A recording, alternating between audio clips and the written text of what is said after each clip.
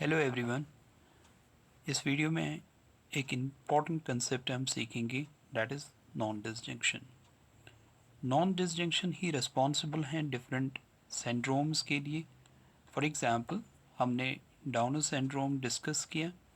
तो down syndrome में हमने देखा कि जो पेशेंट होता है उसकी सेल्स में 47 क्रोमोसोम नंबर होता है। तो अगर आपने वो वीडियोस नहीं देखे हैं वो भी देखें। तो नॉर्मली तो 46 क्रोमोसोम नंबर होता है हर सेल, सोमेटिक सेल में, लेकिन इसमें 47। इसी तरह एक और सिंड्रोम हमने पढ़ा, क्लीनफेल्टर सिंड्रोम।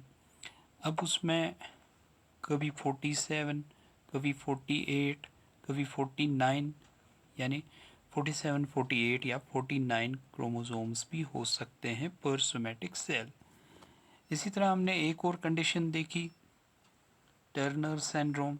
टर्नर सिंड्रोम में हमने देखा कि नॉर्मली तो होना चाहिए था 46, लेकिन उसमें हर सेल में 45 क्रोमोसोम्स ही हैं, यानी इसमें एक्स्ट्रा नहीं, इसमें कम ही हैं।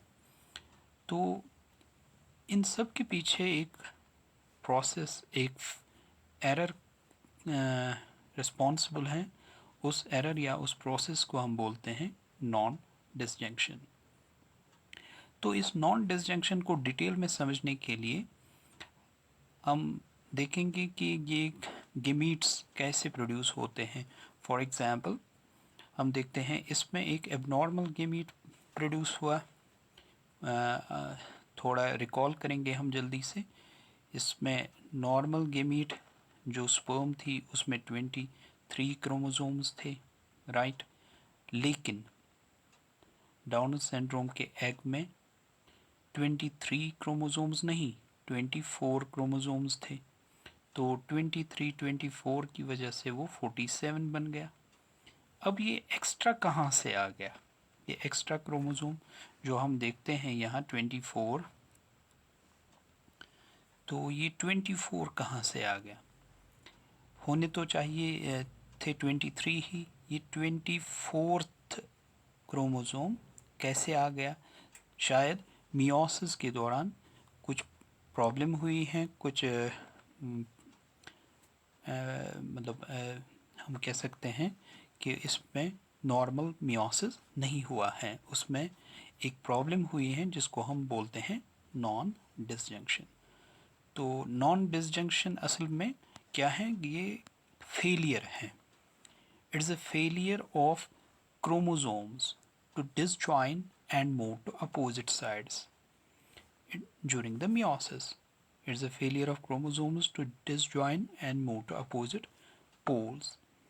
अब शायद आपको अभी ये डेफिनेशन समझ ना आए जब तक ना हम रिकॉल करें कि ये जो नॉर्मल प्रोसेस होता है मियोसिस का, वहाँ क्या होता है क्रोमोसोम्स के साथ, और नॉन डिसजंक्शन फिर जाके हमें समझ आ जाएगी।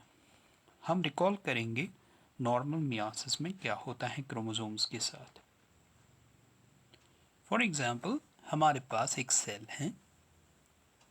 उस सेल में हमारे पास एक क्रोमोसोम पेयर है, बल्कि हम दो क्रोमोसोम पेयर्स दिखाएंगे, ये एक, और चलिए दूसरे कलर से हम दिखाते हैं, ये दूसरी क्रोमोसोम पेयर है, राइट।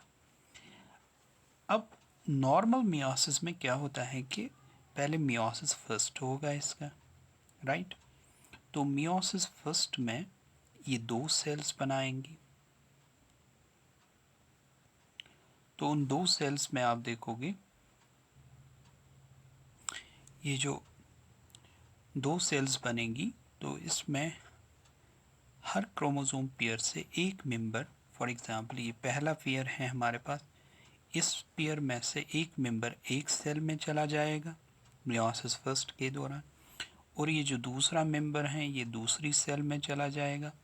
ये नॉर्मली होता है मियोसिस के दौरान, नॉर्मल मियोसिस में। और ये जो दूसरी पेयर है जो रेड से हमने दिखाई है, चलिए रेड से ही दिखाते हैं फिर, इसमें एक मेंबर एक सेल में चला गया तो दूसरा मेंबर दूसरी सेल में चला गया। इस तरह हमने देखा जब एक सेल का मियोसिस फर्स्ट होता है तो उसके रिजल्ट में दो सेल्स बनती हैं और उन दो सेल्स में हर पेयर से एक एक क्रोमोसोम चला जाता है। जिस तरह हमने देखा, ब्लैक में से एक यहाँ गया, एक वहाँ, रेड में से एक यहाँ गया, एक वहाँ, राइट। अब देखते हैं हम मियोसिस सेकंड में क्या होगा। मियोसिस सेकंड के दौरान ये जो हमारे पास एक सेल है, फॉर एग्जांपल इसका नाम रखेंगे सेल ए, इसका नाम रखेंगे सेल बी। तो ये जो दो सेल्स बनी हैं इनमें जो क्रोमोसोम्स हैं, फॉर एग्जांपल ब्लैक वाला क्रोमोसोम, उसका एक क्रोमैटिड इसमें जाएगा और दूसरा क्रोमैटिड दूसरी सेल में। इसी तरह यहाँ बी वाली सेल में ब्लैक क्रोमोसोम से एक क्रोमैटिड इसमें जाएगा एज क्रोमोसोम, जैसा कि आपको पता होगा एज डॉटर क्रोमोसोम, यानी सेंट्रोमियर ब्रेक होगा और दूसरा क्रोमैटिड यहाँ जाएगा। तो ये ब्लैक का होगा। अब जो दूसरा पेयर है क्रोमोसोम का, इसमें से जो क्रोमोसोम आ गया है तो उसका एक यहाँ जाएगा और दूसरा इसमें। इसी तरह इस सेल में एक यहाँ जाएगा, एक यहाँ। तो इस तरह हमने देखा जब मियोसिस होता है तो मियोसिस के नतीजे में चार सेल्स वजूद में आती हैं, 1, 2, 3 एंड 4, और हर सेल में क्रोमोसोम नंबर हाफ होता है। आप देखिए पहली सेल में हमारे पास कितने क्रोमोसोम्स थे, 1, ऐसे करेंगे, 1, 2, 3 एंड 4। लेकिन लास्ट वाली सेल में हमारे पास कितने क्रोमोसोम्स हैं, हर सेल में सिर्फ 2, 2, 2, 2, यानी हाफ हुआ है इनका नंबर। इन पहले 4 थे, अब 2, 2 क्रोमोसोम्स ही हैं। क्योंकि वो चीज़ तो आपको मालूम ही होगी पहले कि ये जो सेल होती हैं, 1 सेकेंड,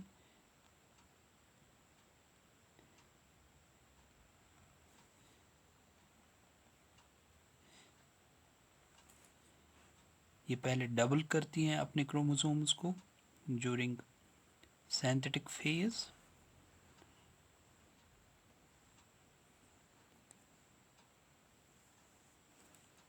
दैट मीन्स असल में ये सेल कैसे थी वो मैं दिखाऊंगा आपको। असल में ये सेल ऐसे थी और इसमें एक, फिर ये डबल हो गए ये दोनों क्रोमोसोम्स और सिंथेटिक फेज के दौरान, और 2 रेड क्रोमोसोम्स थे, ये भी डबल हो गए सिंथेटिक फेज के दौरान, और इनने ये वाली सेल वजूद में आ गई इसकी वजह से। चलिए ये तो आपको मालूम ही है। तो इस तरह हमने देखा ये एक नॉर्मल मियोसिस का तरीका है। अब नॉन डिसजंक्शन में क्या होता है, अब बहुत इजी होगा आपको नॉन डिसजंक्शन समझना। नॉन डिसजंक्शन में प्रॉब्लम कहाँ पर होती है वो इसी डायग्राम से हम सीखेंगे। इसी को चेंज करके, फॉर एग्जांपल नॉन डिसजंक्शन हो गया मियोसिस फर्स्ट की लेवल पे। डैट मीन्स ये जो क्रोमोसोम पेयर फर्स्ट हैं इसमें से ये जो ब्लैक हैं इसमें से एक को यहाँ जाना था, एक मेंबर को ए सेल में जाना था, दूसरे मेंबर को बी सेल में जाना था, राइट। लेकिन नॉन डिसजंक्शन की वजह से दोनों मेंबर्स एक ही सेल में चले गए। फिर वो कंडीशन कैसे दिखेगी आपको मैं दिखाऊंगा। डैट मीन्स बी में कोई नहीं आ गया, दोनों आ गए ये किस में, वेरी गुड, दोनों आ गए ये ए में। अब बी में इसकी जगह कुछ नहीं है, zero. It is non disjunction. बिल्कुल समझ गए आप कि यही है नॉन डिसजंक्शन। अब आप देखिए आगे इसको ले जाइए इस सेल को। जब ए सेल डिवाइड करेगी वो इसका क्रोमोसोम नंबर ज़्यादा होगा। फिर आप देखिए कैसे हर क्रोमोसोम से इसको एक एक क्रोमेटिड मिलेगा। फॉर एग्जांपल क्रोमोसोम, ये जो एक्स्ट्रा क्रोमोसोम आ गया इसका भी इसमें एक जाएगा और एक इसमें जाएगा, राइट। तो भाई होने तो चाहिए थे 2, लेकिन अब आ गए 3 3। इसमें ब्लैक के 2 आ गए, राइट। चलिए, अगर ये नहीं समझ आ गया तो हम रेड को भी करके दिखाते हैं। फॉर एग्ज़ाम्पल, नॉन डिसजंक्शन हो गया। रेड को इन 2 में से एक रेड को जाना चाहिए था ए सेल में और दूसरे रेड को जाना चाहिए था बी सेल में। अब क्या हुआ, बी सेल में कोई रेड नहीं गया, यानी क्रोमोसोम नहीं गया, तो बी को हम खाली दिखाएंगे। बी में अब 0 लिखने की भी ज़रूरत नहीं है, इसमें कुछ नहीं है, राइट। न इसमें ए आ गया, सॉरी, न इसमें ब्लैक कलर का आ गया क्रोमोसोम, न रेड कलर का आ गया। अब दोनों ये कहाँ चले गए, इस सेल में। तो आप देखोगे कि ए वाली सेल में अब ये दोनों क्रोमोसोम्स हैं, लेकिन जब ए वाली सेल का मियोसिस सेकंड होगा, आप देखिए क्या होगा कि हर क्रोमोसोम से इसको एक एक मेंबर मिलेगा। समझा। तो इस तरह आप देखोगे, इसमें होने चाहिए थे 2, लेकिन आ गए 4, 2 रेड के और 2 ब्लैक के। So this is non disjunction. अब ये कोई नॉर्मल तो मैंने पहले ही दिखाया, अब ये कोई नॉर्मल मियोसिस तो है नहीं। डैट मीन्स ये किस वजह से वजूद में आ गया, ये आ गया वजूद में जब नॉन डिसजंक्शन हो गई, जब क्रोमोसोम्स फेल हो गए सही तरीके से मूव करने में। जिस तरह इनको चाहिए था मूव करना, उस तरह उन्होंने मूव नहीं किया। समझे आप।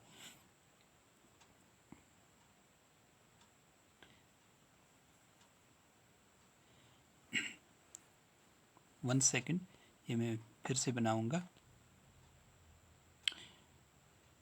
जी, होप आपको ये समझ आ गया होगा। तो इसमें हमने ये दिखाया कि नॉन डिसजंक्शन जब हुई तो ये मियोसिस फर्स्ट स्टेज पे हो गई। अब नेक्स्ट वीडियो में हम देखेंगे, मान लीजिए नॉन डिसजंक्शन हो गई है मियोसिस सेकंड पे, तो वो किस तरह होता है, तो उसमें क्या क्या नए नए रिजल्ट्स नज़र आते हैं हमें। So thank you for watching.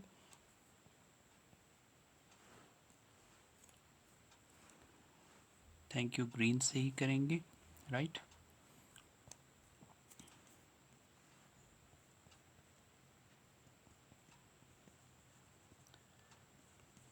अब दूसरे वीडियो में हम देखेंगे मियोसिस सेकंड पे जब नॉन डिसजंक्शन होती है।